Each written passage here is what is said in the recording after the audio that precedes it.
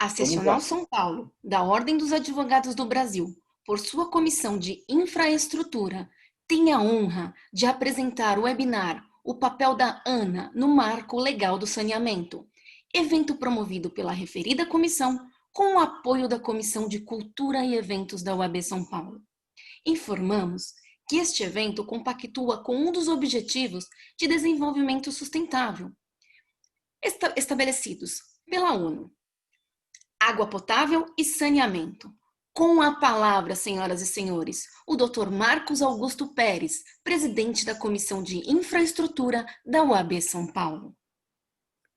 Obrigado. Eu cometi um erro aqui, inverti um pouco a ordem das coisas.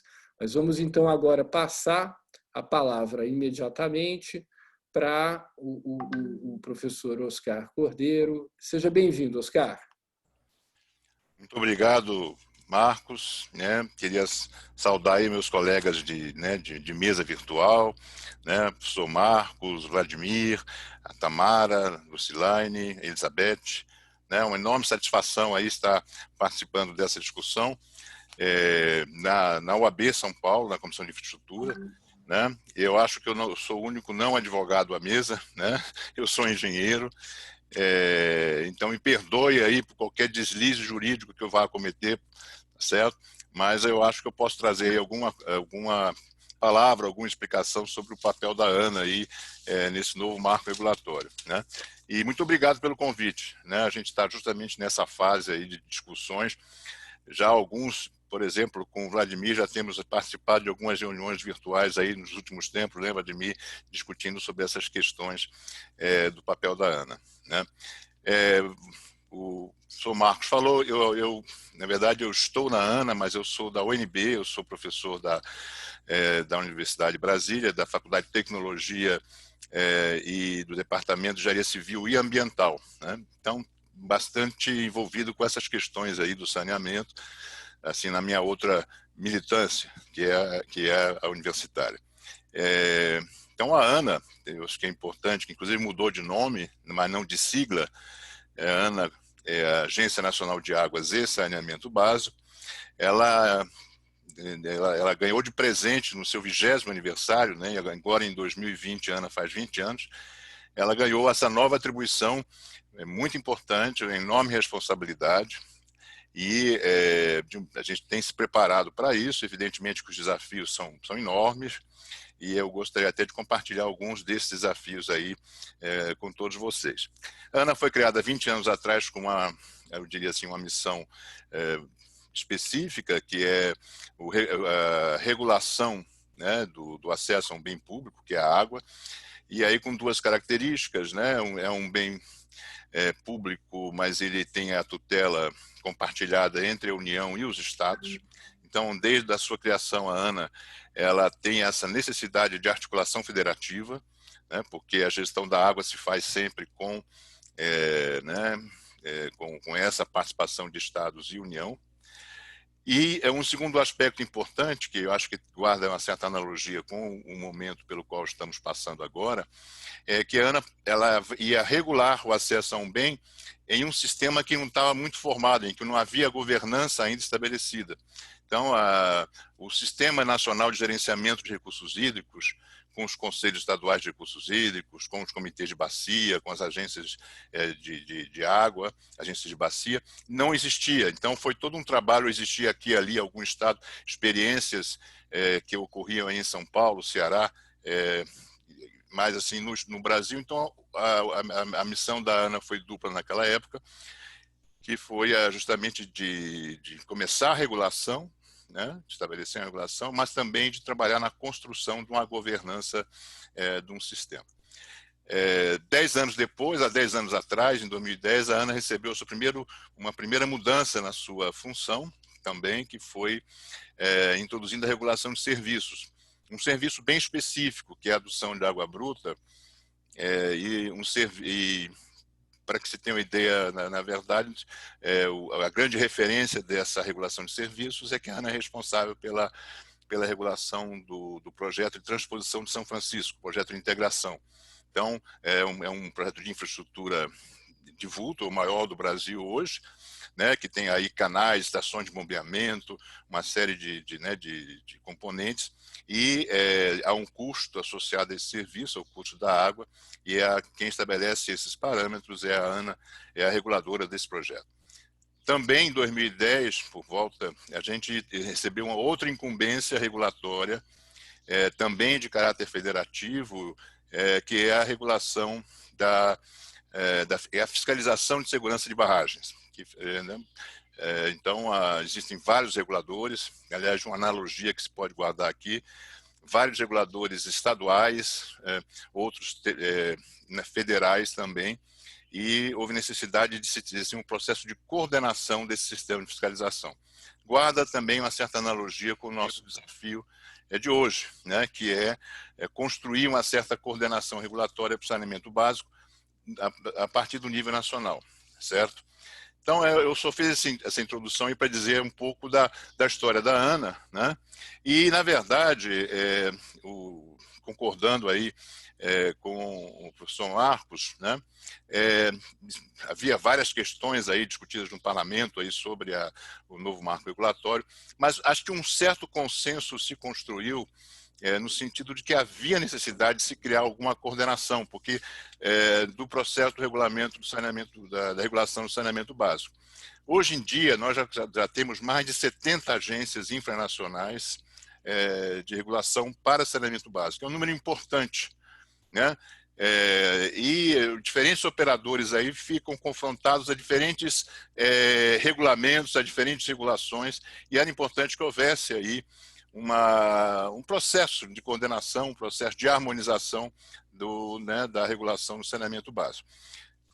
Ao mesmo tempo que nós temos hoje, né, mais de 70 agências infranacionais, existem muitos municípios que não têm ainda uma agência reguladora. São mais de 1.700 municípios no Brasil em que o serviço de saneamento, eu estou falando de água e esgoto, né, porque se nós formos falar dos outros componentes, lixo e drenagem, existe aí uma carência enorme de regulação nos municípios do Brasil. Aliás, dependendo do componente do saneamento básico, nós temos aí uma enorme diferença aí do nível de regulação que esses serviços são submetidos. Mas voltando, né, a ANA não era, inclusive, a alternativa inicial. Eu participei, inclusive antes de voltar à ANA, participei de alguns debates sobre discussões no governo federal e em outros fóruns. Se falava, na verdade, em pelo menos 5 alternativas, né? O Vladimir acho que participou bem dessa discussão, pode até depois detalhar um pouquinho. Se pensava, por exemplo, uma regulação feita pelo próprio, assim, uma coordenação regulatória feita pelo próprio Ministério de Tutela, que na época era o Ministério das Cidades, hoje é o MDR, né, do Desenvolvimento Regional. Se pensava na criação de uma agência específica para o saneamento básico federal. Pensou-se também numa regulação por uma instituição de direito privado, poderia ser uma associação, a Associação Brasileira de Agências Reguladoras, que poderia exercer esse papel de definição de normas de referência. E, por último, foi-se a ideia, quer dizer, chegou-se a ideia de se trabalhar com uma agência reguladora federal existente, mas que ampliasse as suas atribuições. E pensou-se, em primeiro lugar, acho que na ANEEL, porque a ANEEL já regula serviços, então seria uma alternativa cabível e possível. E se pensou na ANA, porque a ANA, nesse caso, já trabalha com água, né, que é um grande insumo aí para toda a questão do saneamento. E, no final das contas, eu acho que a escolha recaiu sobre a ANA por alguns aspectos, eu diria. Primeiro, porque saneamento básico é um serviço essencial, mas é sujeito a várias externalidades positivas e negativas, que devem ser incorporadas no processo de regulação, a exemplo que já acontece com a gestão da água. Quer dizer, não é um serviço, vamos dizer assim, tão físico e conhecido como a produção, distribuição, transmissão e distribuição de energia elétrica, por exemplo, né? Nós temos aí várias externalidades e várias incertezas. E também um pouco pelo caráter, eu diria, de articulação federativa que tem a ANA de sempre ter trabalhado com os estados e trabalhado com o nível infranacional, que é essencial nesse tipo de processo. Então, desde das MPs que foram propostas, mas que não foram convertidas, 844 e 868, a ANA vem sendo indicada como essa agência e, basicamente, a função na lei é a definição das chamadas normas de referência para o saneamento básico. A gente sabia que isso ia acontecer, quer dizer, que no dia seguinte da promulgação da lei, nós íamos ser identificados como os maiores responsáveis aí pelas lacunas de regulação no saneamento no país. Então, a gente já incorporou essa, e estamos trabalhando aí para tentar propor, né, à sociedade aí, né, assim, essas primeiras normas de referência. Inclusive, desde ontem, já está disponível no site da ANA a primeira consulta pública de norma de referência, que é sobre a agenda regulatória. Eu posso depois falar um pouquinho mais sobre isso. Mas a gente tem consciência na ANA de que é um trabalho que vai demandar um certo tempo, né? Existem demandas muito específicas sobre normas a serem editadas. Desde a promulgação da lei, nós fizemos aí uma série de reuniões virtuais. No próprio dia da promulgação, houve um convite para todas as agências reguladoras infranacionais participarem de uma discussão com a ANA, né? Havia um receio de que né, de um certo autoritarismo, né, de uma certa, né, do que a ANA vai fazer. Então, a gente está deixando bastante claro a nossa forma de trabalhar, quer dizer, desde o início, na discussão com os diferentes players, tá certo? A ANA é submetida à lei das agências reguladoras federais, então nós temos aí todo um processo de formulação de normas em que você tem que se avaliar o impacto dessa norma, né? Avaliação de impacto regulatório, tem que submeter a consulta pública, e isso que nós certamente vamos fazer com todas essas normas, certo? Evidentemente também, né, que o Brasil é um país de dimensões continentais com enormes diferenças no que se refere aí à renda da população, tamanhos de cidade, né? Situações aí de criticidade ambiental ou criticidade sanitária. Essas normas não vão ser únicas mesmo vamos dizer assim, para todo o país. Evidentemente que vai haver recortes, levando em consideração todas essas diferenças aí, todas essas diversidades que nós encontramos de situações no país no que se refere ao saneamento básico. E principalmente também com relação aos próprios componentes do saneamento básico. Quando eu falo que existem 70 agências infranacionais que regulam pelo menos um componente do saneamento básico, existe uma só, que nós identificamos, que regula algo relativo à drenagem urbana, então, que é um dos componentes do saneamento básico. Então, trabalha-se aí, na verdade, com enorme diversidade de situações, certo? Bom, falando dessas normas, né? Nesses todos os contatos que nós fizemos contatos, reuniões virtuais com as agências internacionais, com as associações profissionais, com os operadores de saneamento, né? A SEMAI, a ESB, a ABRICOM, tá? Confederação Nacional dos Municípios, com todos os players interessados, e a gente buscou saber quais seriam as prioridades no que se refere a essas normas, né? Essas prioridades, houve aí uma relação de algumas temáticas mais importantes, e nessa primeira norma nós estabelecemos o que a ANA pretende trabalhar em 2020 e 2021 na formulação dessas normas de referência. Então, isso já está em consulta pública, vai até, se não me engano, dia 25 de outubro, e é muito importante que todos possam participar, porque ali se traz mais ou menos o que os operadores públicos, operadores privados, as associações veem como ação prioritária da ANA para os próximos 2 anos. E nós gostaríamos de trabalhar com toda a transparência possível aí, nesse processo para a formulação dessas normas. Bom, vou tentar responder 2 perguntas, não quero monopolizar a conversa, foi só uma apresentação, mas eu queria talvez responder 2 perguntas, também antecipando aí a questão de vocês, tá certo? A primeira é essa, ver se a Ana já está pronta para isso, a Ana já tem toda a sua capacidade instalada para isso. Na verdade, eu sempre tenho repetido, ainda não. Nós temos, de fato, aí uma certa carência em algumas áreas assim, do conhecimento. A Ana, ela tem toda uma tradição aí, toda uma experiência na regulação né, do uso da água, temos especialistas, e saneamento é um desses usos, mas eu diria que é uma regulação mais técnica, né? Com componentes técnicos. Nós, no caso da prestação de serviços, nós vamos ter aí certos desafios nas áreas de contabilidade regulatória, nas áreas contratuais, na área contratual, na área econômico-financeira, e nós precisaríamos ter mais capacidade instalada na agência nesse sentido. Então, de fato, existe aí uma demanda. O ideal, e nós propusemos isso, era que se organizasse um concurso público para acesso de reguladores voltados para essa área específica. A gente sabe da dificuldade política, né, o momento por que passa o país, a questão de restrições de ordem macroeconômica, natureza fiscal.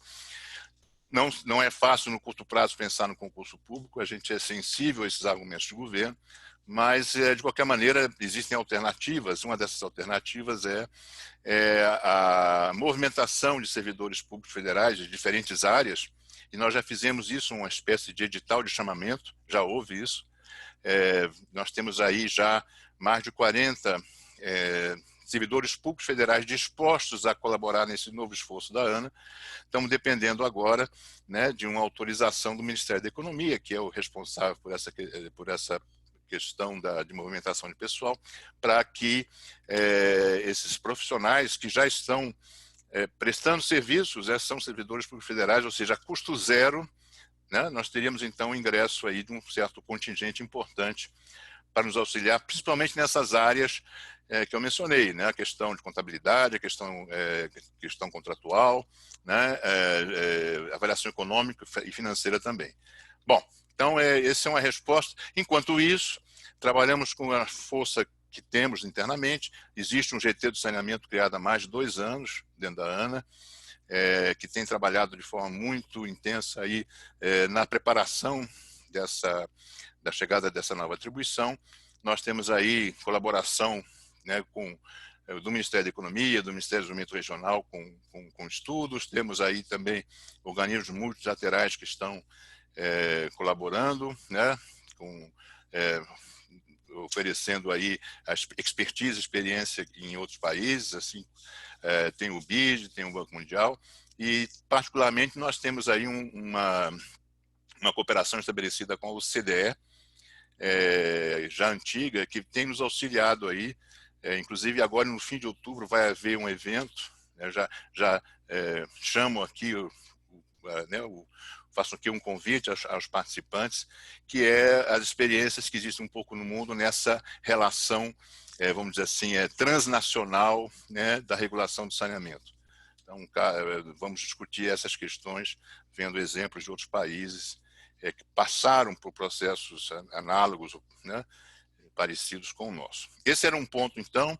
E o último, eu queria fazer uma reflexão aí sobre o papel da ANA em si. Quer dizer, se falou muito na questão das normas de referência. É o que aparece de forma mais explícita na lei, mas eu vejo que o desafio da ANA talvez até maior, e os esforços que nós vamos ter, né, incluindo alguma das normas de referência, de fato na construção de uma governança regulatória no saneamento básico, uma governança, eu diria, robusta, né? Nós, nessas consultas que fizemos, algumas vezes a gente tinha questões do tipo, poxa, a agência reguladora já mudou de presidente 3 vezes esse ano, né? Então, existem certas questões importantes, princípios da boa governança regulatória, que a ANA quer trabalhar para que isso seja construído, né? É um setor em que os riscos de captura são muito grandes, é um setor, eu estou falando da regulação do saneamento básico, né? É um setor que carece muito de capacitação. Nós temos excelentes agências reguladoras que têm um bom trabalho desenvolvido, mas nós trabalhamos com uma enorme diversidade, né, de experiências, são mais de 70. Existem reguladoras de nível estadual, né, que regulam aí milhões e milhões de consumidores, né, contratos, né, que envolvem milhões e milhões de consumidores. Existem aí reguladoras municipais e municípios com 50 mil habitantes. Então, é uma enorme diversidade, e é importante que a gente possa trabalhar na construção dessa governança regulatória, né? E que envolve estabilidade aí do regulador, que envolve capacidade técnica do regulador, vários outros pontos. Nesse processo, eu acho que tem aí um trabalho importante, que é o de capacitação, né?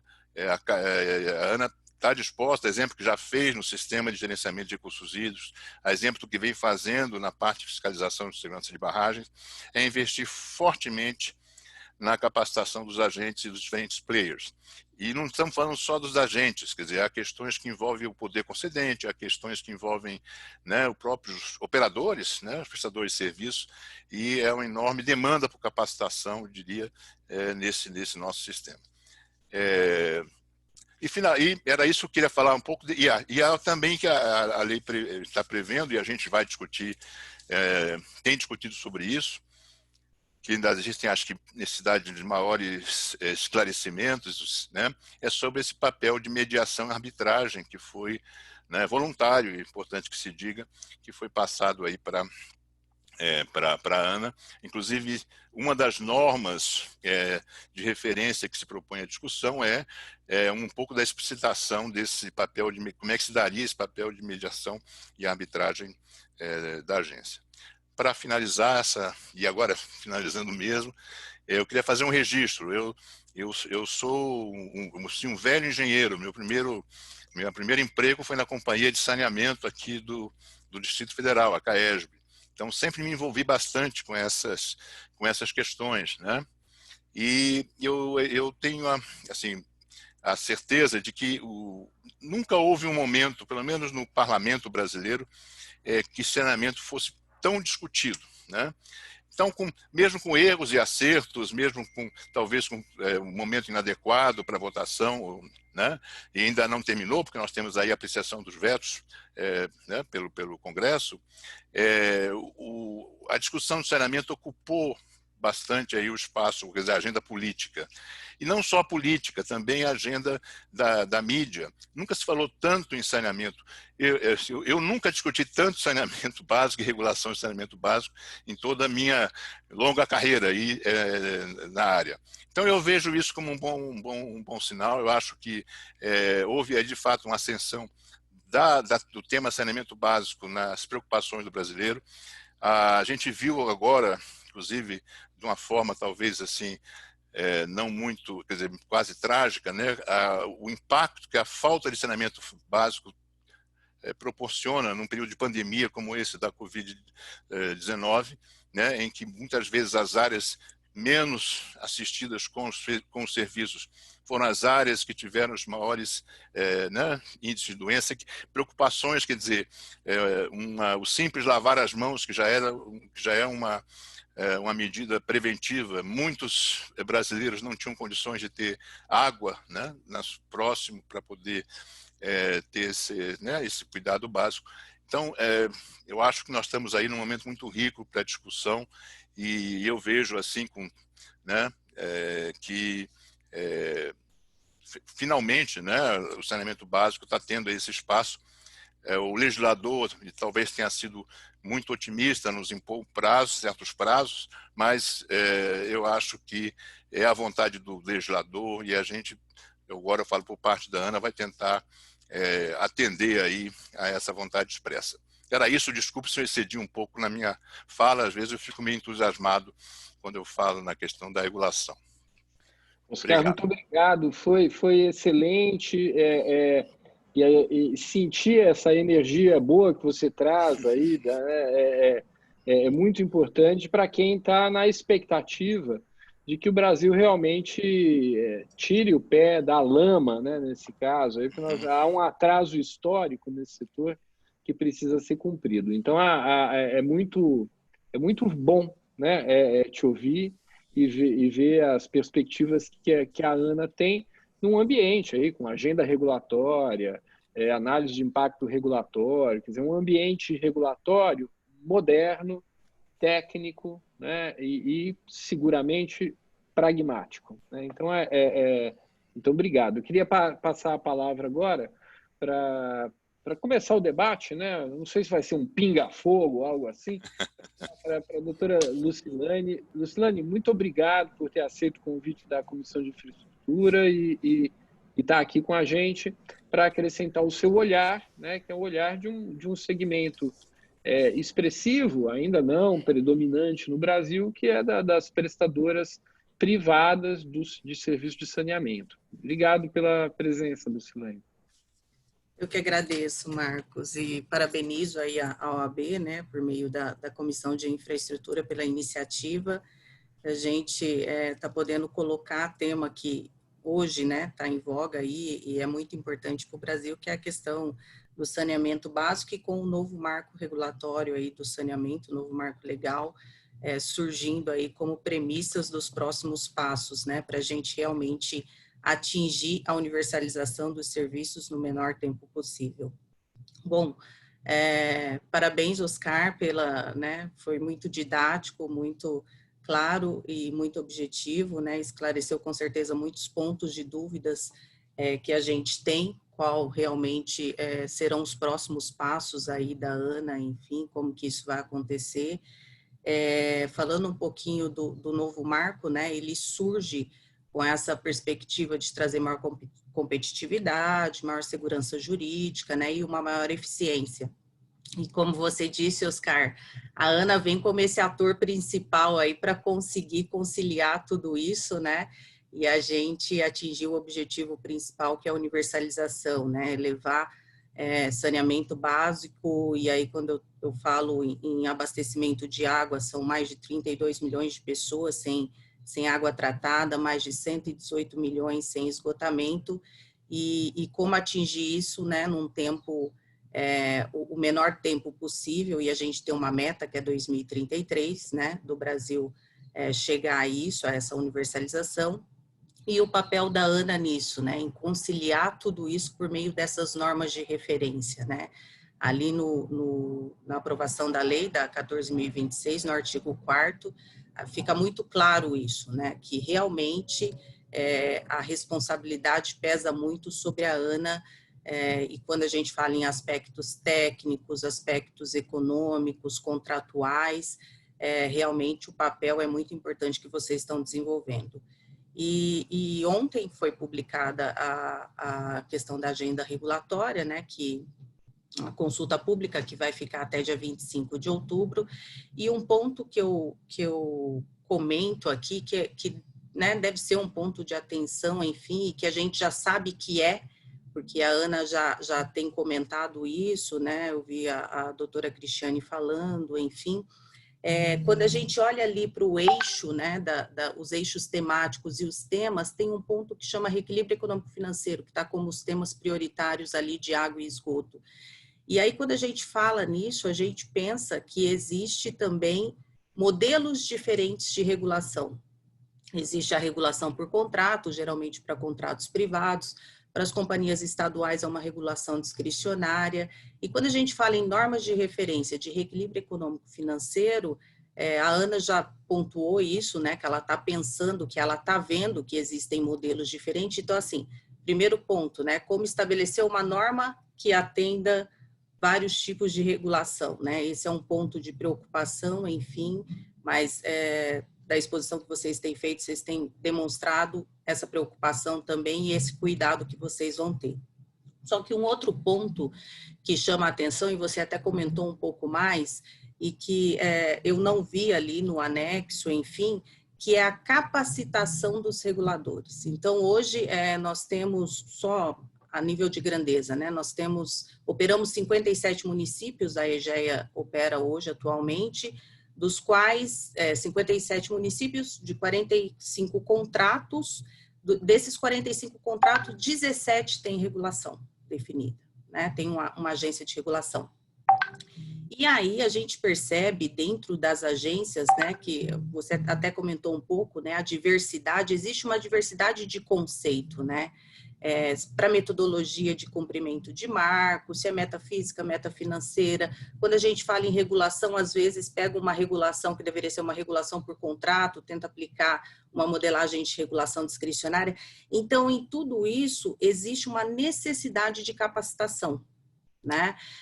E você comentou um pouquinho da capacitação, que vocês estão se preparando para isso, e que essa também é uma das metas da ANA, mas a pergunta que fica é, como que vocês pensam em fazer essa capacitação das agências infranacionais, né? Em que momento? Se isso vai acontecer após o final da normatização de todas as normas de referência que tem que sair da ANA, ou se vocês pensam isso acontecer para e passo, conforme vão acontecendo os normativos, essa capacitação vai ocorrendo.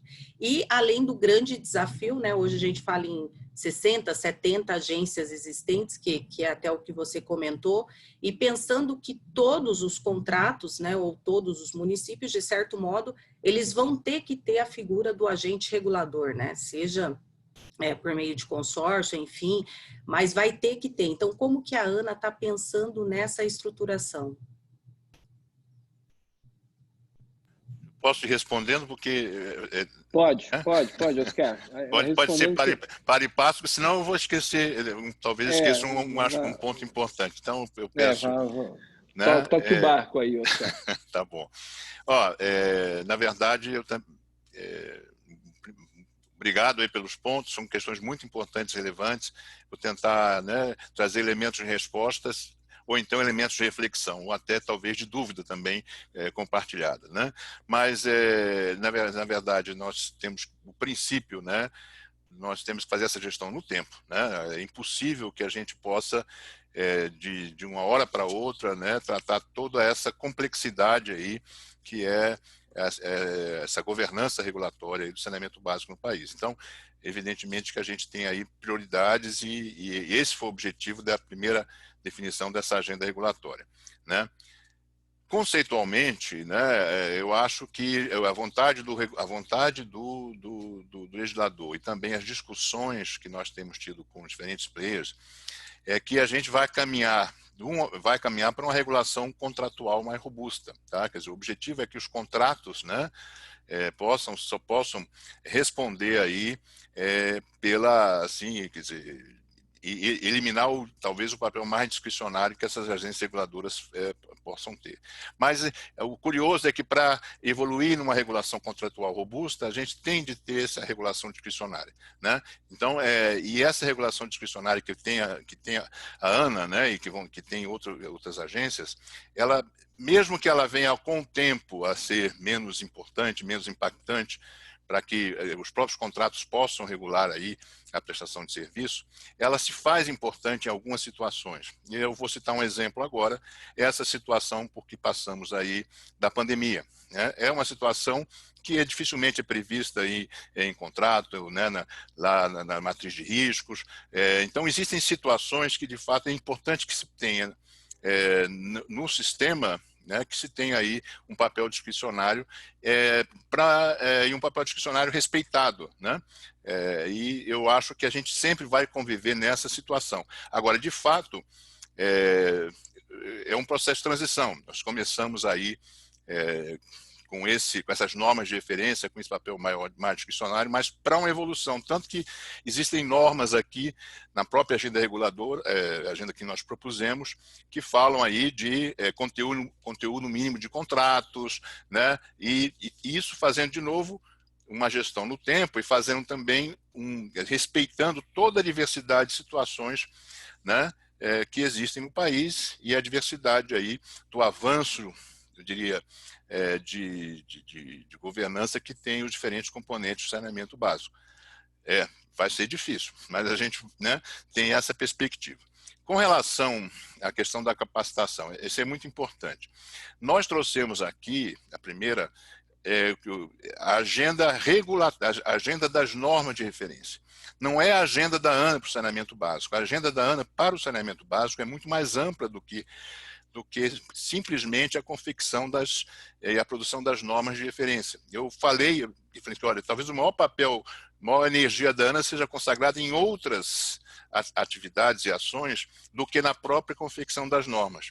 E certamente, nessa construção, eu insisto nesse ponto, posso estar sendo repetitivo, nessa construção da governança regulatória nacional, que a gente vai gastar muito esforço e energia.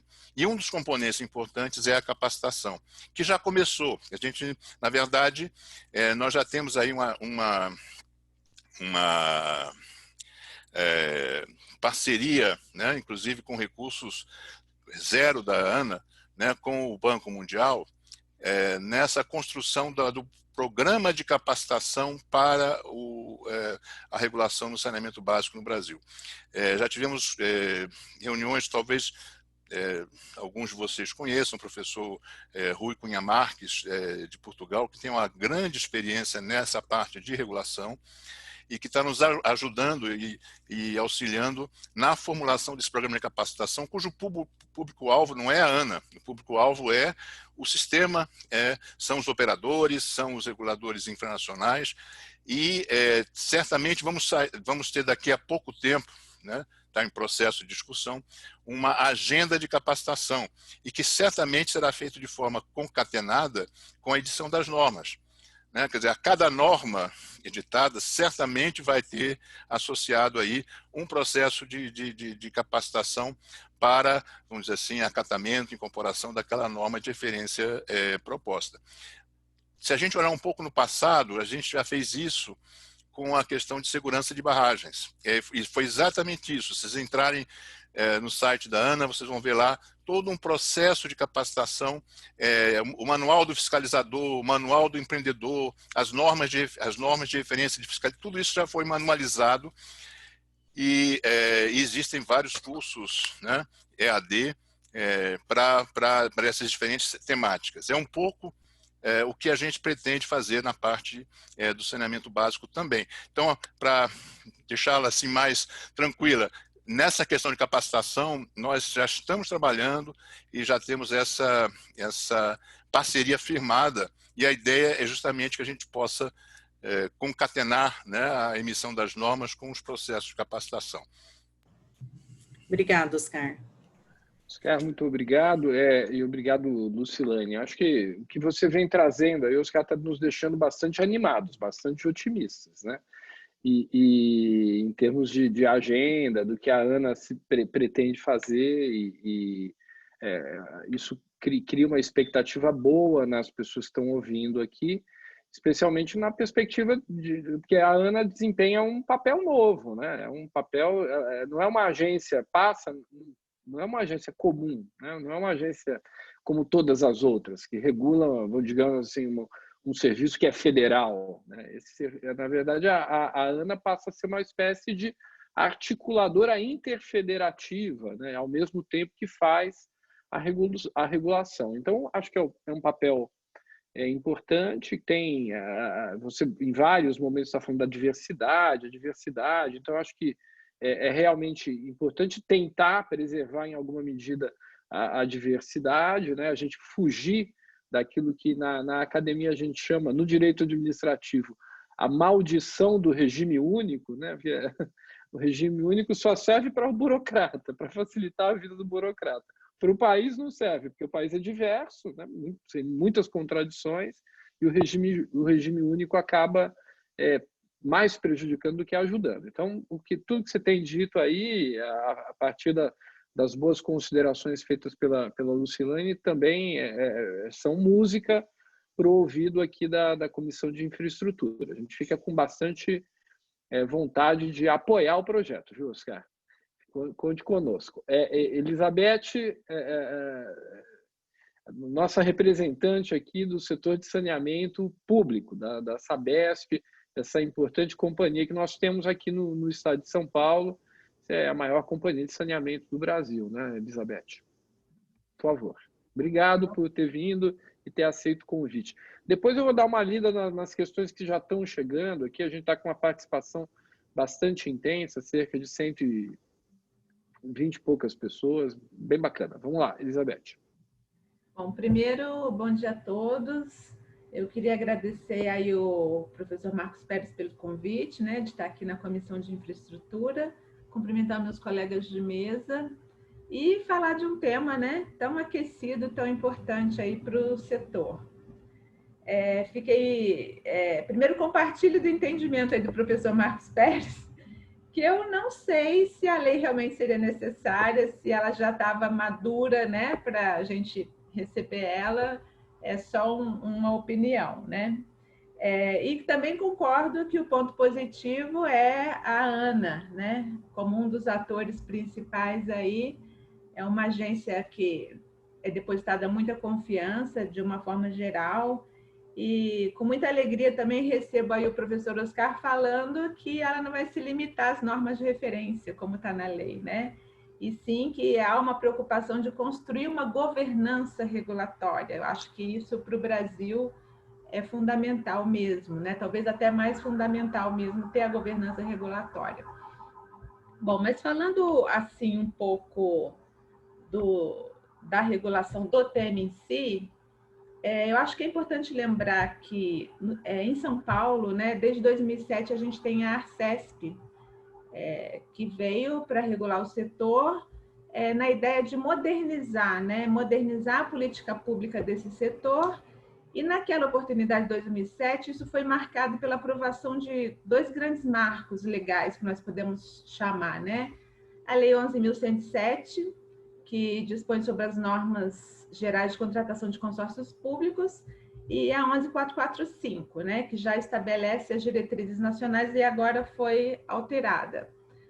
Com a edição dessa nova lei, da 14.026, ela já vem no artigo 1º falando da ANA, né, com um novo nome, Agência Nacional de Águas e Saneamento Básico, e é bem frisado lá que ela institui normas de referência para a regulação dos serviços públicos de saneamento básico.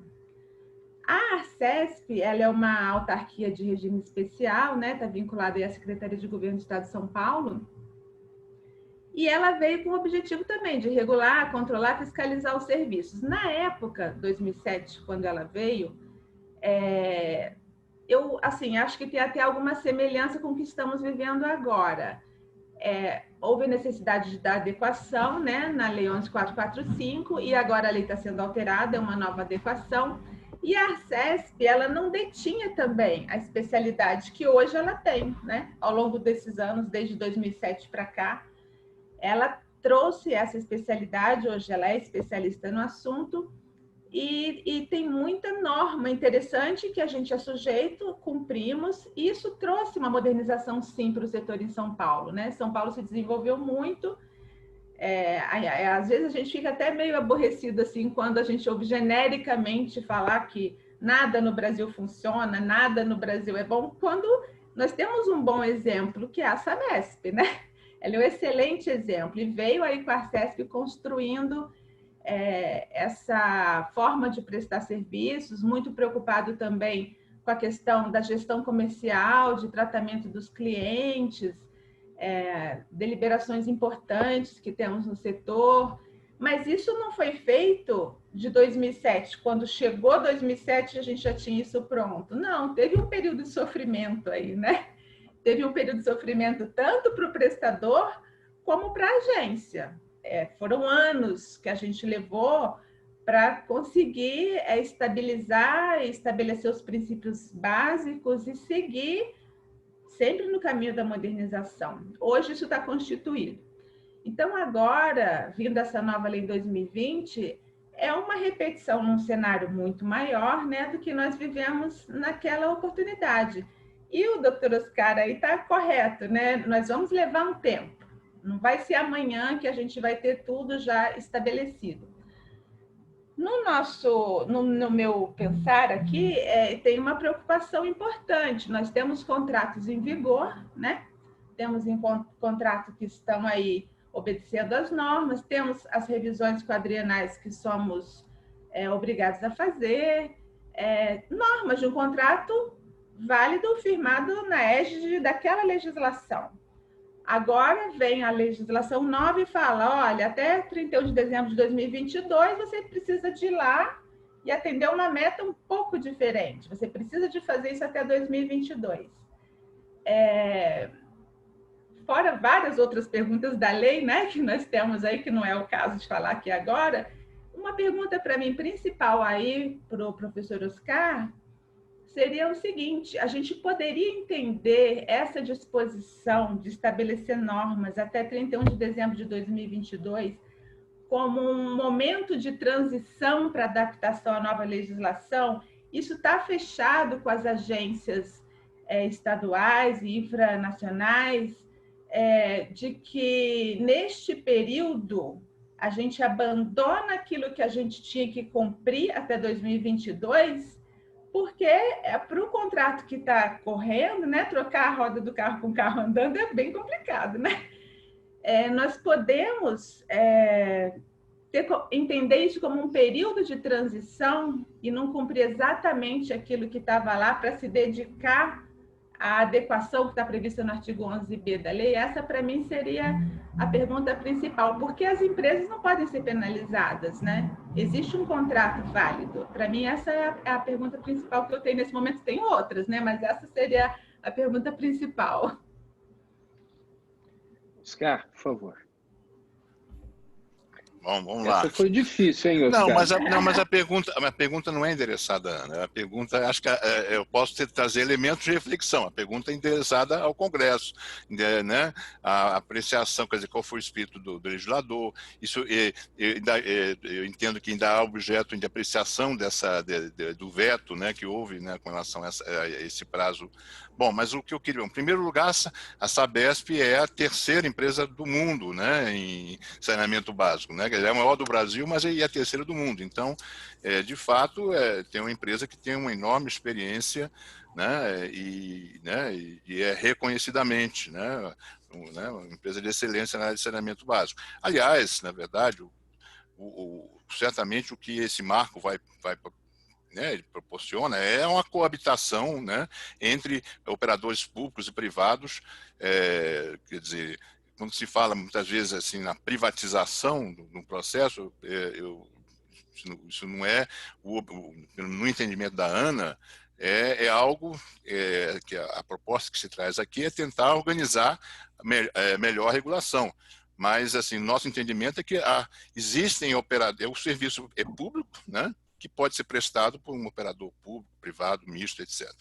Bom, há um aspecto importante, é que a Ana, na verdade, chega a uma nova atuação, mas com vários players e já várias experiências acumuladas.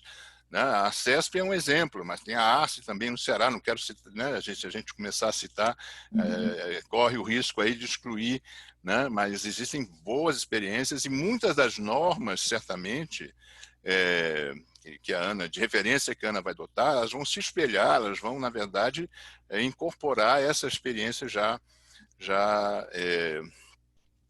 adquirida aí pelas diferentes reguladoras infranacionais. É um outro ponto importante, né? Acho que isso também está no espírito. As normas da ANA não são impositivas, elas são normas de referência. A adesão é voluntária, né?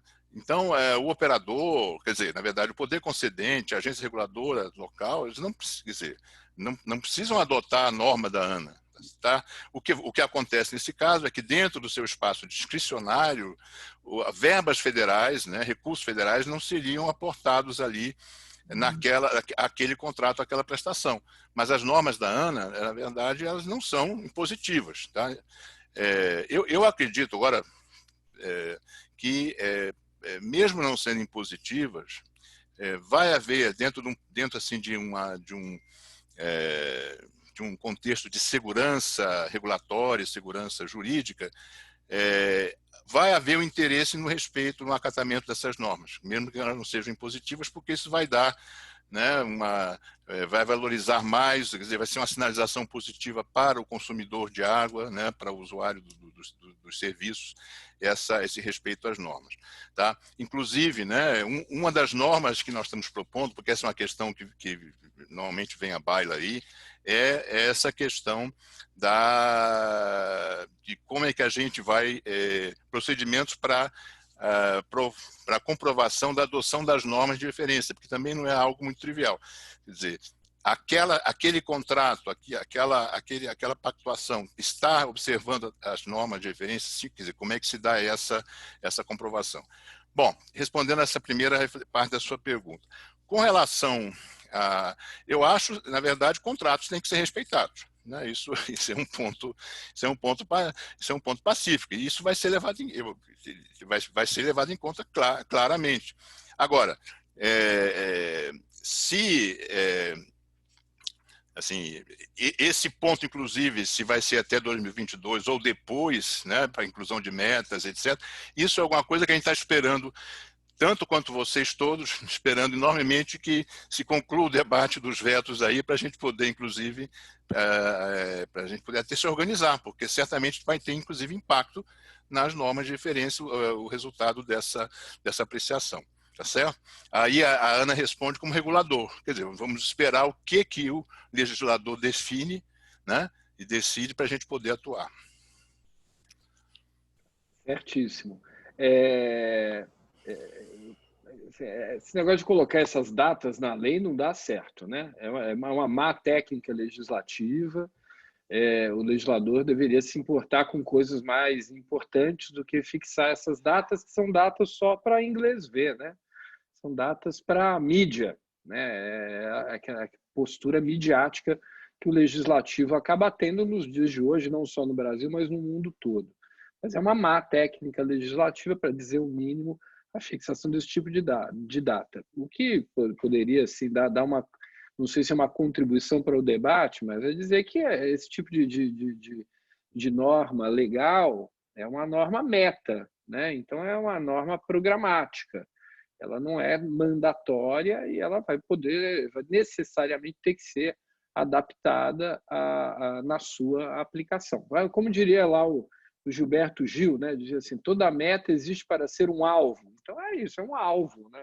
Algo que a gente tem que atingir, mas não necessariamente vai atingir. Há toda uma dinâmica hoje bastante conhecida da regulação por metas, da regulação de resultados.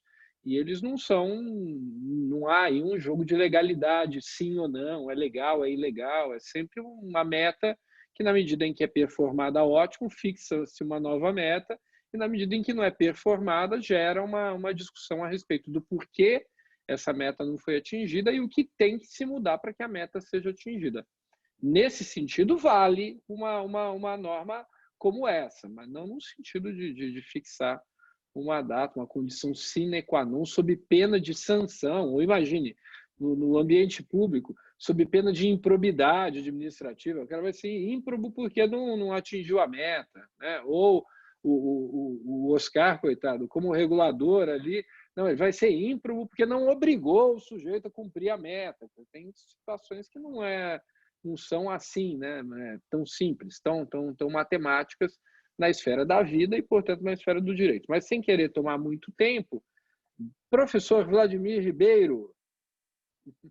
Bom, querido amigo. Pelo cumprimento à OAB, ao presidente da Comissão de Infraestrutura, professor Marcos Pérez, a secretária da comissão, a doutora Tamara, meus colegas de mesa, a doutora Elizabeth Tavares, da Sabesp, a doutora Lucilane Medeiros, da EGEA, e o professor Oscar Cordeiro, da Agência Nacional de Águas.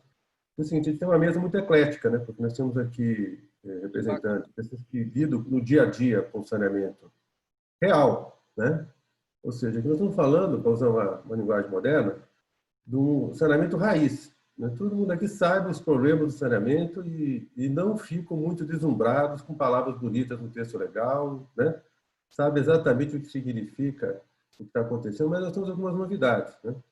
Eu estava imaginando aqui, Marcos, de fazer só algumas perguntas para o Oscar, mas pela própria fala do Oscar, né, eu acabei fazendo 4 lâminas, que eu vou ver se eu consigo compartilhar aqui, para problematizar uma questão que é anterior à própria agenda regulatória, que é a natureza das normas. Porque as normas de referência que a Ana tem como obrigação de editar, porque a lei prevê que ela tem que editar essas normas de referência, elas possuem naturezas diferentes.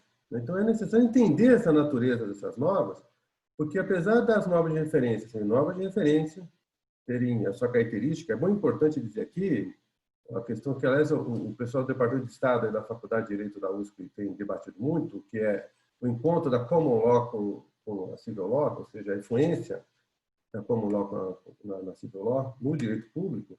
Aqui nós estamos em um desses encontros, nós estamos falando do soft law, que é as normas de referência, que são largamente utilizadas nos países de tradição anglo-saxônica, de direito anglo-saxônico, e que vem sendo incorporada, essa experiência, esses critérios vêm sendo incorporados para os outros países, e o Brasil está incorporando de uma maneira não só teórica. O debate aqui é como colocar isso em prática, né? Eu acho que eu gostei muito do Oscar, como que a gente vai em prática, e acho que aqui a gente tem que ouvir o Oscar também tentar dar a nossa contribuição para ajudar a Ana a colocar isso em prática, né? Então, eu fiz pequenininho, só para mostrar, porque eu acho que o falando é menos do que propriamente isso. Agora, eu não sei como é que compartilha aqui nesse sistema. Eu consigo compartilhar ou não, Tamara? Ou tenho que passar... Tem um botão embaixo, Vladimir, chama compartilhar tela, ou share screen, depende do aplicativo que você está usando. Tá aqui. Não, é que às vezes a gente está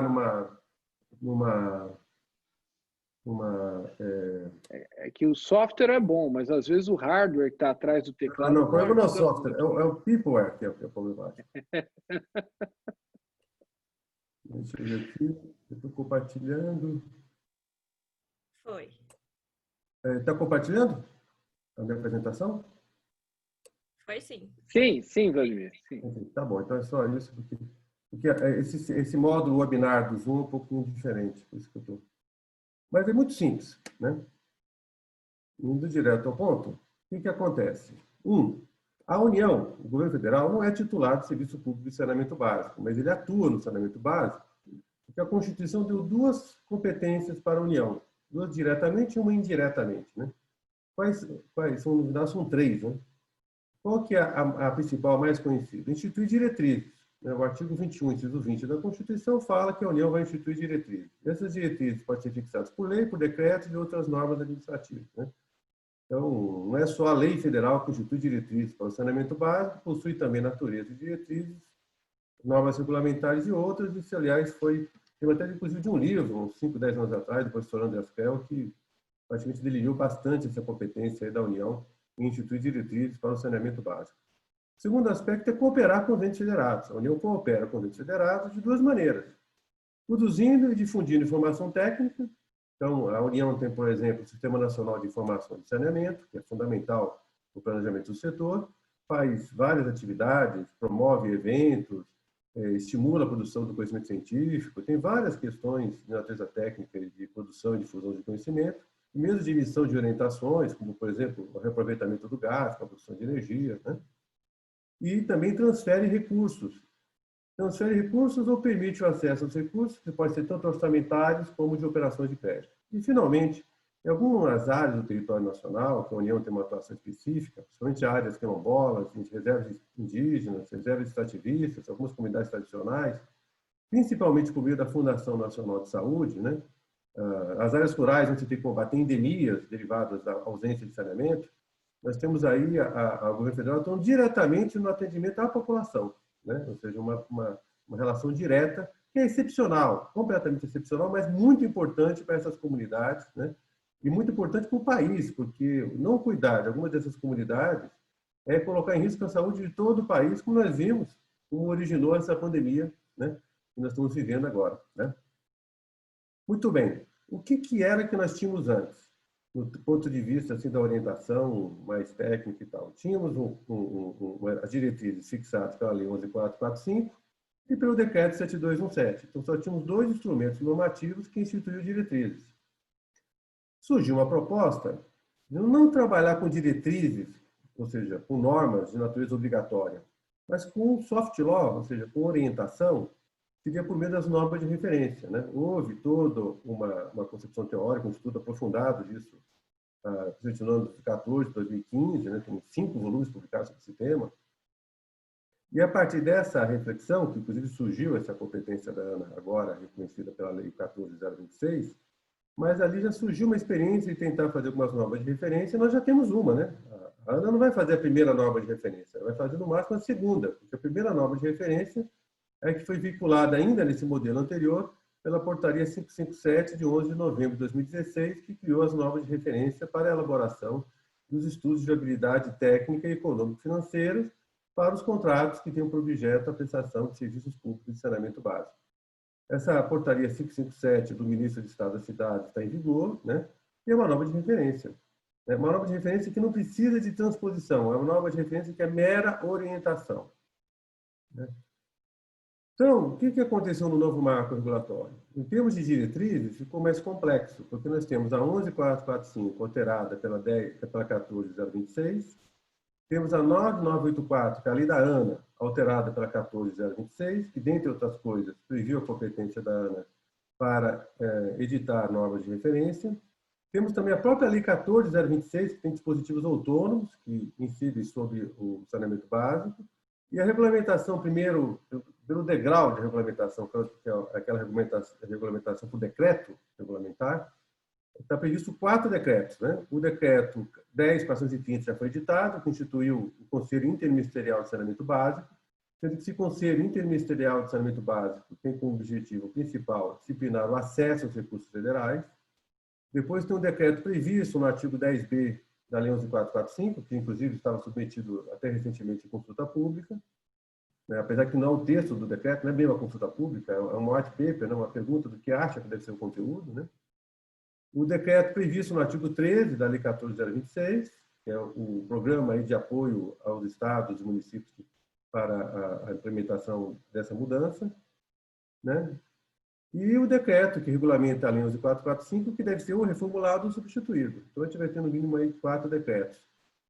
E a complementação, que vai ser as normas de referência a serem editadas pela ANA, né? Então, aquela experiência anterior, que chegou a funcionar, inclusive com a edição de uma primeira norma de referência, ela foi repaginada, tem outra característica, tem uma institucionalidade maior, né? Que são as normas de referência da ANA. Agora, o que as normas de referência da ANA, em geral, são? É soft law, mera orientação. Só que essa orientação, no âmbito do federal, ela tem que ser atendida caso você queira receber recursos federais, sejam recursos federais orçamentários, caso sejam recursos orçamentários derivados de operação de crédito. Agora, será que esse rol previsto na lei, como rol para as normas de referência, são todas soft law? Fazendo uma leitura, eu identifico que são 3 normas diferentes, são 3 naturezas diferentes de norma que estão naquele rol. Não é só norma de referência propriamente dita, de mera orientação. Nós temos norma de referência, vamos falar com esse nome, que elas são normas de eficácia contida, mas que elas precisam de uma transposição por parte do regulador local.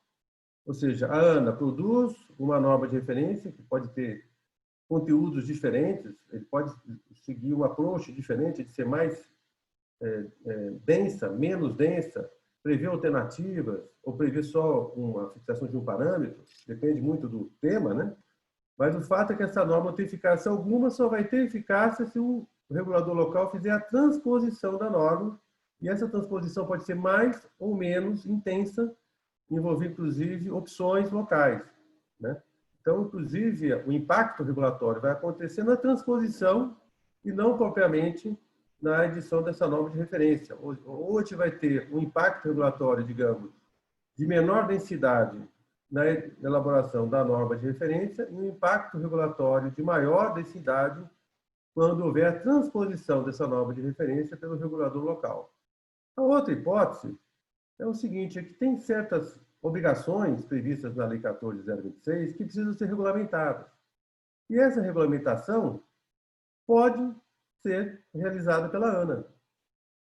Se a ANA está regulamentando uma lei federal e está ainda no campo das diretrizes, essa norma é de eficácia plena, não precisa de transposição pelo regulador local e ela imediatamente vai entrar em vigor porque, na verdade, se trata de um regulamento da lei federal o regulamento que ainda persiste na natureza de diretrizes. Como eu disse aqui, as diretrizes para o saneamento básico não são apenas as que estão no texto da lei, mas também na atividade regulamentar derivada daquela lei, desde que essa atividade regulamentar, evidentemente, não venha a exceder, né, o campo próprio das diretrizes. E a terceira questão que nós temos é o seguinte: são normas que elas são normas de mera orientação mesmo, não faz sentido haver transposição. A transposição, inclusive, é inviável em algumas situações, mas também não são obrigatórias. Então, elas são apenas orientações mesmo. Então, nós temos aí, claro que do rol previsto na lei depende muito de como que você vai implementar cada um daqueles incisos, né? Se você seguir, digamos, maior densidade, você pode ter normas azuis, normas vermelhas ou normas verdes aqui no meu diagrama, né? Eu acho que isso vai fazer uma diferença enorme na atividade que a Ana vai desenvolver, né? Se a gente olhar o rol previsto na lei, ó, o primeiro, padrões de qualidade e eficiência na prestação, na manutenção, na operação do sistema de saneamento básico. Se ficar como mera orientação, pode ficar como mera orientação. Isso é uma coisa. Mas se ficar um pouco mais intensa, aí vai precisar de ser transposta para poder ser adaptada à realidade local e se incorporar na fiscalização dos contratos que já existem. Mas, a princípio, isso aqui deve começar como mera orientação. Mas, ou seja, pode ser verde ou pode ser azul, ou seja, normas que precisam de transposição. Regulação tarifária. Evidentemente, se você fizer uma norma de referência sobre regulação tarifária, o regulador local precisa ter uma referência de regulação tarifária, então ele vai pegar essa norma de referência, vai transpor a norma de referência para o âmbito local, né? E aí, a partir disso, essa norma de referência já transposta vai orientar toda a regulação tarifária. Você não vejo como trabalhar de outra maneira, respeitando, inclusive, os contratos que já existem. Então, por isso que a transposição é necessária, para poder fazer justamente esse balanço entre as diretrizes previstas na norma de referência e as normas contratuais locais e atividades do regulador, até seu aparelhamento técnico local. A padronização dos instrumentos negociais é a mesma coisa, né? Aliás, essa questão de padronizar contrato é uma coisa que não funciona em lugar nenhum do mundo, né? A experiência internacional é péssima de padronização de contrato. Contrato ruim é contrato padronizado, né? É como você comprar roupa por sorteio, né? Vai vir uma roupa pelo correio, você não sabe nem qual o tamanho, nem a cor, nem se você gosta ou não, né? Com certeza, muito dificilmente você vai ganhar esse sorteio. Mas o fato é que também a padronização passa por uma transposição local. Já as metas de universalização de serviços públicos são uma obrigação que a lei fixou. A lei diz que a prestação contratada, em especial, vai ter que cumprir a meta de universalização até 31 de dezembro de 2033 ou até a curiosa data de 1º de janeiro de 2040. Mas seja 31 de dezembro de 2033, seja 1º de janeiro de 2040, essa meta obriga o poder concedente, caso o contrato, o que diz a lei federal? O interesse público existe apenas em contratos que prevejam essa meta. Se existirem contratos que não prevejam essa meta, não está atendendo o interesse público visto nacionalmente de universalizar o saneamento. Então, usando o poder unilateral de alterar os contratos, o poder concedente, seja por sua expressão contratante, seja por sua expressão regulatória, vai ter que diligenciar para alterar os contratos com os cuidados que isso implica em algumas situações. Mas o fato é que vai ter que inserir essas metas nos contratos. Agora, essa inserção de metas, como é o cumprimento da lei federal, né, eu não vejo como essa inserção ser algo diferente de uma regulamentação, porque não pode haver uma lei federal que vai ser interpretada em cada região, vai ser regulamentada, e cada região do país vai interpretar de maneira diferente o sentido dessa lei federal. Então, evidentemente que a regulamentação vai ser uniforme e vai ter eficácia direta, na minha primeira visão que eu estou compartilhando com o senhor e com a senhora. Outra questão, critérios para a contabilidade regulatória. Contabilidade regulatória depende do contrato, depende de várias questões, e no mundo inteiro não tem nenhuma norma de contabilidade que é obrigatória. As normas sempre são de referência. Porque o governo federal tem um manual de contabilidade pública. É uma norma de natureza técnica, de instrução, mas não é uma norma que vincula completamente porque as realidades locais são muito diferentes, então, e os contratos, enfim, os equilíbrios econômicos que você tenta fazer na produção de serviço pode se diferenciar. E os registros da realidade econômica variam muitas vezes, porque usa critérios que são inteligíveis no âmbito local. Então, em geral, a contabilidade regulatória no mundo inteiro, inclusive nós temos uma entidade internacional que faz estándares contábeis, e são normas de mera orientação, apesar que essas normas de orientação têm um grande prestígio. Redução progressiva e controle da perda da água. Tudo bem, você pode fazer uma norma de referência, mas como o nível e o custo para produzir esses resultados variam em cada região, vai ter que ter uma transposição por parte do regulador local. Metodologia de cálculo de indenizações devidas. Bom, aqui não tem como você fazer uma norma regulatória, porque você tem que obedecer os contratos, né? O máximo que você não pode interferir nos contratos num aspecto de natureza econômico-financeira como essa, né? Então, aqui não tem muito jeito. Olha, seria desejável que fosse usado esse método. E aí, as partes contratantes ou o judiciário, se houver um conflito, pode usar esse critério para resolver eventuais conflitos, eventuais divergências sobre essas indenizações. Mas, a princípio, essas indenizações ou são incorporadas no contrato, então na padronização dos instrumentos contratuais que a gente falou anteriormente. Se não estiverem, evidentemente, uma mera recomendação, porque de outra maneira você estaria intervindo aí nas relações já estabelecidas. Governança... Vladimir, abusando um pouco de nossa amizade aí, eu queria te dizer assim, a gente tem um limite de tempo. Não, tenho, estou acabando já. E você já está falando há 20 minutos. Tá então, bom, eu queria que você concluísse, até porque eu tenho também um compromisso, preciso sair, e eu queria ficar até o final. Tá bom, mas Então, eu te peço a gentileza aí de... A gente já entendeu o raciocínio. Tá bom, a governança precisa da transposição, porque cada entidade tem sua governança, o reuso é uma matéria técnica, caducidade mexe com o contrato, não dá para você mexer com o contrato, então você só pode orientar. É isso. E aí você vai fazer um procedimento para que isso aconteça. Então, o que eu acho? Que quando nós falamos do papel da ANA na regulação do saneamento básico, né, a gente está falando, na verdade, mesmo quando a gente fala da edição das normas de referência, a gente está falando de intervenções muito diferentes. Né? Diferentes pela própria natureza de cada uma das normas previstas na lei e também diferentes pela maneira que você vai encarar e vai ser o approach de cada norma. Então, eu acho que essa questão é uma questão preliminar. Eu acho que seria importante que esse tema ele tivesse um debate técnico, qualificado, com um tempo adequado. Acho que essa questão do tempo adequado é fundamental, né? Porque, na verdade, não dá para achar que todas as normas de referência vão ter o intervencionismo que as pessoas estão achando, né? Algumas vão ter um grande intervencionismo, outras vão ter um papel de mera orientação mesmo, e outros podem começar como mera orientação e evoluírem para algo que tenha uma eficácia e uma intervenção maior no mundo jurídico. Então, esses aspectos que eu queria compartilhar com o Oscar, que são algumas preocupações que eu tenho tido nos últimos dias, nos últimos debates, justamente para a gente, digamos assim, compartilhar essas preocupações e tentar ver como a gente pode contribuir para que a ANA possa melhor desempenhar o seu papel. É isso, Marcos, devolvendo a palavra aí para a mesa. Desculpa, Vladimir, te cortar, mas muito, muito útil tudo isso que você disse. As pessoas não sabem que eu não disse isso no início do nosso encontro.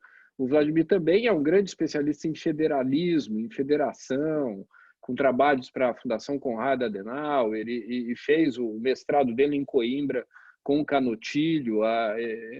Tem uma experiência grande em torno do federalismo, e é isso que ele aportou aí no debate de hoje, tentando dizer, porque há muita discussão a respeito da União estar invadindo aí uma seara que não lhe pertence. O Vladimir, de certa maneira, fez uma defesa bastante consistente aí da lei. Né? Oscar, se você me permitir, eu queria fazer referência a algumas questões que foram colocadas pelo nosso público.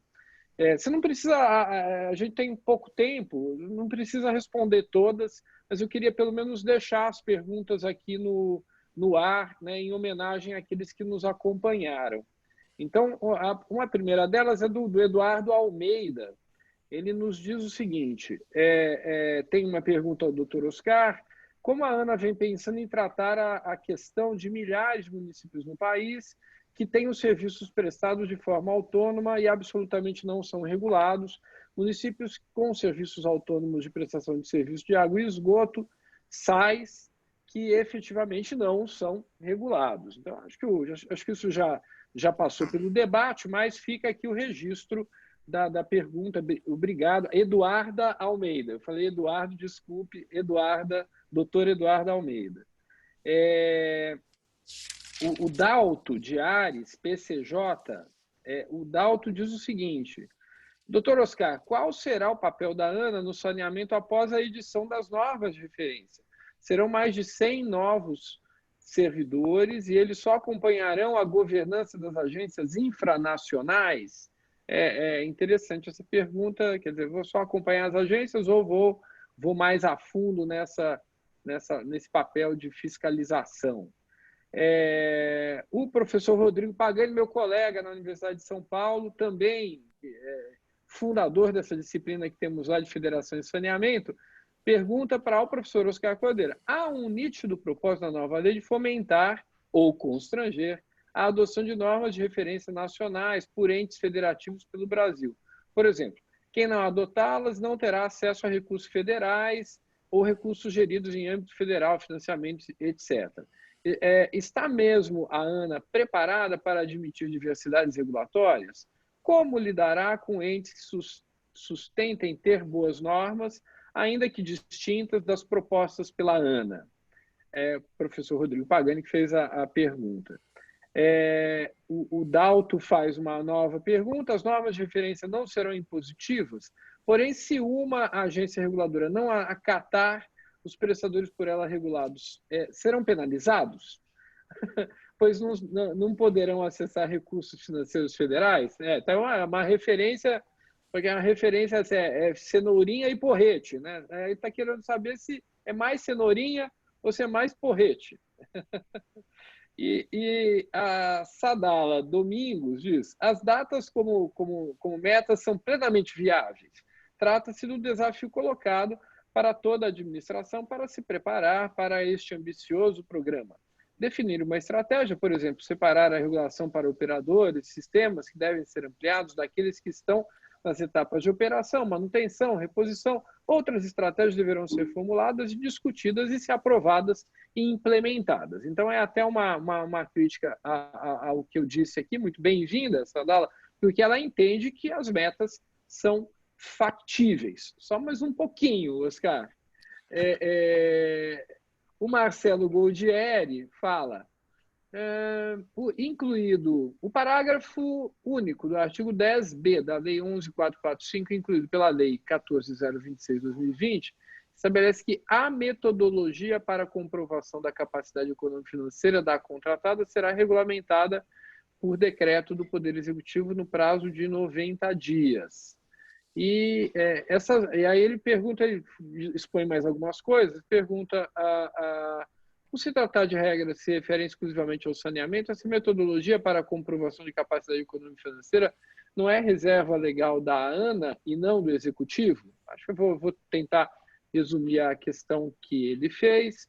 Aí temos mais duas questões, mas como já foi, nós estamos tarde e já foi muita coisa, eu vou simplesmente agradecer a pergunta feita pelo Gabriel Rinaldi dos Santos, que inclusive comenta uma lei paulista, um projeto de lei paulista sobre reforma administrativa. Gabriel, vou copiar aqui a sua questão, depois você me manda, coloque aí no chat o seu e-mail, eu vou tentar responder para você pessoalmente. E a Esther Fesch, que pede para o professor Vladimir comentarem o parágrafo 5º, fica vedada a distribuição de lucros, dividendos, contrato de execução, tal, e isso eu creio que também, caso o Oscar entenda que cabe, pode responder, senão a gente depois manda um e-mail. Esther, também te convido a postar um e-mail para a gente responder aqui no chat. Muito obrigado, gente, por nos acompanhar. Tivemos aqui no PIC mais de 130 pessoas nesse webinar, superando aí as expectativas, esperávamos cerca de 70, 80. Oscar, você com a palavra e pode finalizar. Eu vou já deixar aqui um agradecimento ao Vladimir, à doutora Elizabeth, à doutora Tamara, né, cadê? Acho que caiu, né? Bem, vamos lá. A todos que ficaram aqui até o final e que participaram de alguma maneira deste deste webinar. Oscar, por favor, você finalizando, meu caro. Obrigado, viu? Ô Marcos, obrigado. Eu vou tentar ser bastante breve, mas são muitas perguntas. Assim, já vou deixar aqui o meu e-mail. Aliás, é muito fácil. O meu e-mail é oscar@ana.gov.br. Não há muitos Oscars na agência. Eu pude usar o meu prenome como prerrogativa de e-mail. E eu sugeriria aí que colocasse em cópia a ana.braz, @ana, Braz com Z, @ana.gov.br, tá certo? Eu queria agradecer ao Vladimir pela excelente provocação. Me mande por e-mail, por zap, viu, Vladimir, a sua apresentação. Eu acho que essa é uma questão precedente, de fato. Esse debate não foi esgotado, na verdade, ele não aconteceu da forma como deveria ter acontecido, mas ele está a tempo e a hora de a gente avançar nesse tipo de reflexão, tá certo? Então, por favor, eu agradeço aí essa contribuição sua aí. Eu até agregaria o seguinte: tem mais decreto para mexer, porque se nós pensarmos nas leis que foram modificadas pela nova lei de saneamento, pensarmos que existem decretos de aplicação daquelas leis, tanto da lei da ANA quanto da própria lei de saneamento, a gente tem aí alguns decretos para rever. Existe um trabalho assim legislativo, quer dizer, normativo importante ainda para a gente avançar, né? Bom, a doutora Eduarda Almeida, que fala de fato, né, são mais de 1.700 municípios que não têm regulação.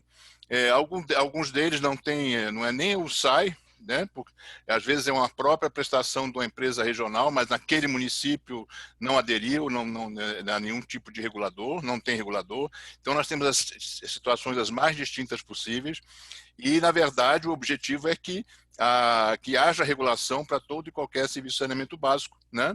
E a gente vai trabalhar aí, assim, e provavelmente não necessariamente por meio de normas, mas por meio aí de capacitação, de ajuda, de apoio, né, aos municípios para que essa regulação possa acontecer.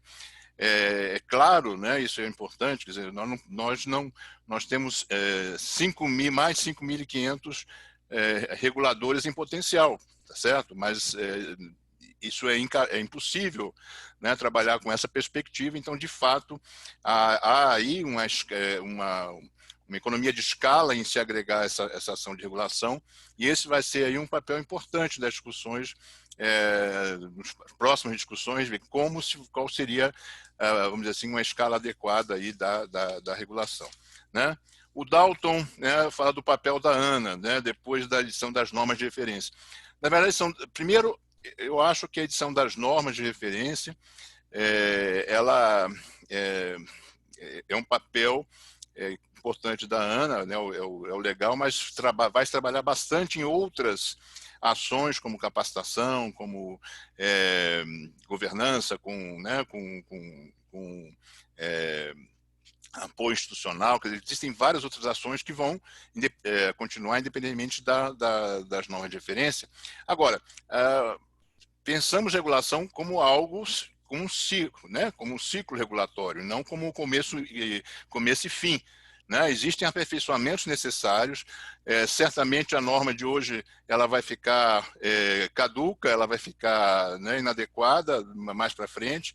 Há certos achados metodológicos, técnicos, certos achados, certas decisões políticas, inclusive, podem levar a modificações das normas. Então, é um ciclo, né, de regulatório que se estabelece, e eu vejo que durante muito tempo essas normas elas vão sendo aperfeiçoadas e vão sendo, né, então não se terminaria tão cedo esse processo, né? O professor Rodrigo Pagani, né?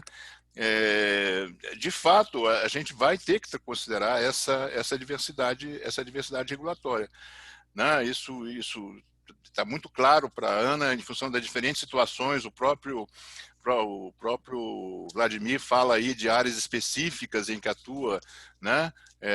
A União, quer dizer, tem a questão do saneamento rural, tem várias e várias situações em que a gente vai ter que considerar essa diversidade. E também uma certa gestão no tempo, né? Isso que eu gostaria de insistir, quer dizer, a gente pode avançar mais rapidamente em algumas situações em que já há uma certa maturidade né, no instrumento, no contrato de prestação de serviços, nessas situações, e outras, de fato, a gente vai ter que construir toda uma capacidade local. E quando se fala, não é só uma norma, ela não atinge somente uma norma ser acatada, quer dizer, pelo regulador, né, local, infranacional. Na verdade, você analisa, às vezes a falha pode estar no poder concedente, né? Às vezes a disfunção pode estar no prestador e não na norma. Então, tem várias situações que a gente vai ter que analisar nesse serviço de prestação. Tá certo? Quer dizer, a gente que eu falo, a ANA não vai regular na ponta, não, pelo amor de Deus, nós não vamos estar na ponta. Nós vamos avaliar situações potenciais, né? E dar elementos aí para que, né, os interessados possam agir. Tá certo? Até a própria mediação, arbitragem, ela por princípio, quer dizer, ela é voluntária. Né? Quem mais perguntou? Estou acabando aqui. O professor Sadala Domingos fala da questão das datas, né?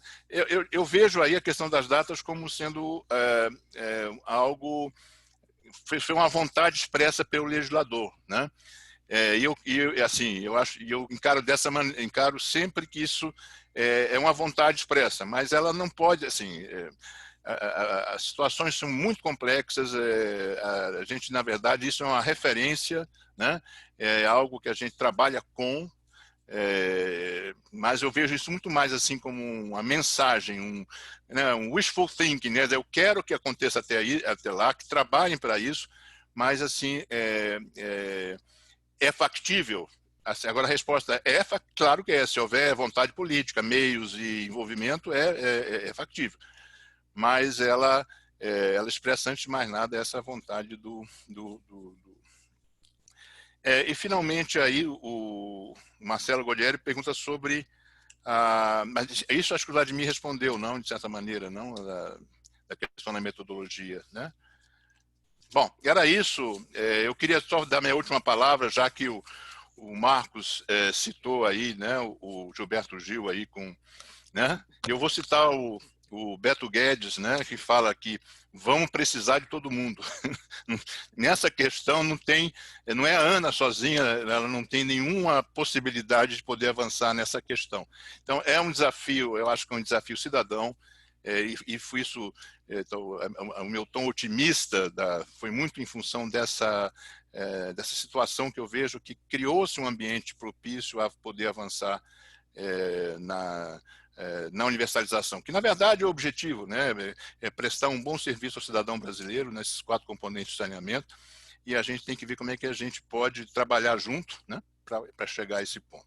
Então era isso, eu queria já me despedir e agradecer enormemente a oportunidade, né, de um engenheiro falar, né, entre, né, especialistas jurídicos, tá certo? Espero não ter cometido nenhum deslize, tá?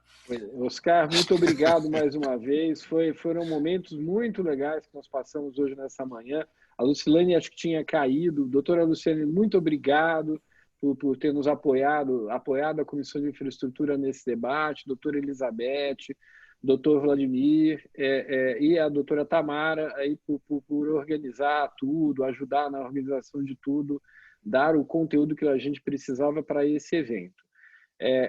Acho que o evento eu posso considerar um sucesso aqui de público, as perguntas foram muito interessantes, e vamos repetir, esse assunto ele não morreu aqui, né? Acho que a Comissão de Infraestrutura, com o cuidado que a atual gestão da OAB tem, a presidência do Dr. Caio, tem nos impulsionado a fazer esse tipo de debate, a levar à frente esse tipo de debate, e, de certo modo, a criar um posicionamento da OAB de São Paulo, ou crítico, ou apoiando as iniciativas. Eu acho que tudo que você trouxe, Oscar, só nos leva a uma posição de apoio mesmo. Então conte com o nosso apoio, né? Conte com o apoio da Comissão de Infraestrutura da OAB aqui de São Paulo, naquilo que a gente puder fazer para apoiar esse trabalho que a Ana vai desempenhar daqui para frente. E também eu tenho vários chapéus, né? Nós lá na Faculdade de Direito da USP também estamos à disposição para colaborar no que for necessário com a agência nessa missão que a gente entende que talvez o momento não seja o melhor, pandemia, crise econômica, a conjuntura política também não é das melhores, mas como você disse, às vezes a flor nasce no meio do deserto, né? Então a gente vamos lá, nunca se discutiu tanto saneamento, e isso é bom, né? Isso é ótimo. Vamos tentar aproveitar essa onda, essa maré, para levar esse tema adiante, porque é um tema muito importante para o Brasil.